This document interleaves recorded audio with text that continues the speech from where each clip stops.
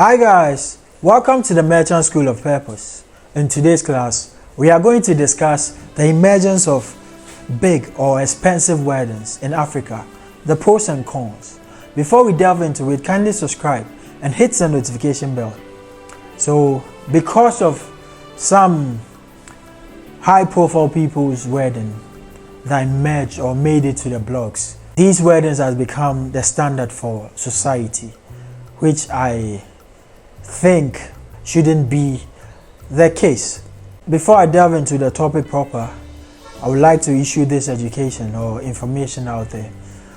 I don't have any issue or there's nothing wrong with an expensive wedding or a big wedding. If it would not have any constraints on your finances, kindly go ahead and have it.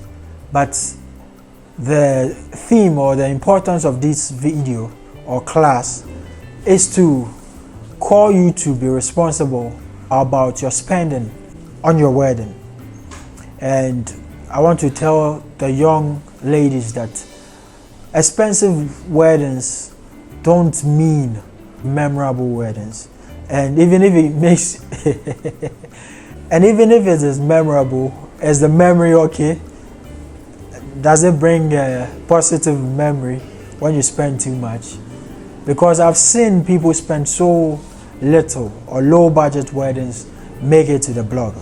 So I came with this conclusion that it is not how expensive the wedding is that makes it memorable, but how well it's planned or the preparations that goes into it.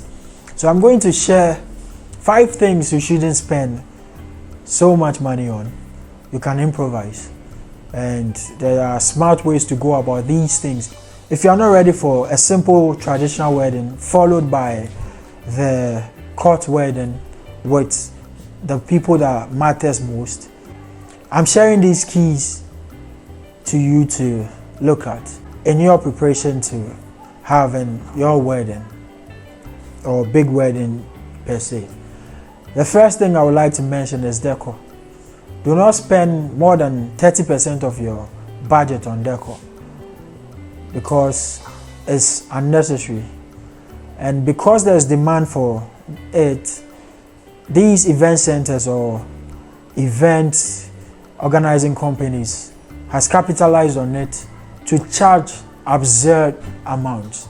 That's why you need 6 months to a year for wedding preparation. The second thing you shouldn't spend too much money on. As a matter of fact, don't spend more than 2,000 Ghana cedis on its photography. You know, because of social media and advertisement and people raising the bar, these photographers, they are just charging anyhow. There are photographers that charge 20,000 Ghana cedis for photography. Come on. Are you going to print life to us? It's just images. And I'm not here to downplay the importance of having quality pictures or having your memorable moments captured. But photography has become simpler than before. Unlike before where they have to print everything out, all the photographer needs is a memory with a camera. Once you purchase your camera, all they need is memory. And of course, their expertise to edit the picture. But there are precepts, you get it. I've seen people who had weddings with their phone cameras and they still made it to the blogs. So it's all up to you. I may share this tidbit, but if you're not ready to take it, it's up to you. Another thing you shouldn't spend too much money on is the wedding ring. If you can't afford it, don't die or pull heaven to the ground to make it happen. There are normal rings out there you can get, and at the end of the day, this is just a ceremony. After the ceremony, when things get better, you can renew your vow. You can have that expensive wedding you want to have, or they call it blessing also. You can bless your marriage again with an exquisite or expensive ambience and everything you want to put in your wedding. You can do that. But At this point where you don't have much, kindly cut your coat according to your cloth. The next thing on the list, I think the fourth, is the costume or the dress. I've asked of prices and some of the gowns are as high as $20,000, $15,000, which can do a lot in Africa. $15,000 can set you up on your feet on your way to financial independence. So if you are spending, kindly spend wise. And I prohibit you to borrow for your wedding. Kindly work within your budget. The last but not the least is the reception or the food. People want to have these high-profile musicians on their weddings, and because you love their music, you want to bring them. But what happens to playing the music and dancing to it? What happens to that? If you can't afford it, don't kill yourself. Don't kill yourself. And the food also. I don't know why people deem it necessary to have a lot of people at their weddings.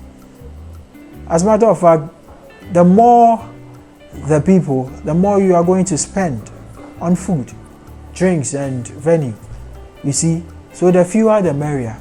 This is where you apply that. So that's the last thing I'll share on weddings.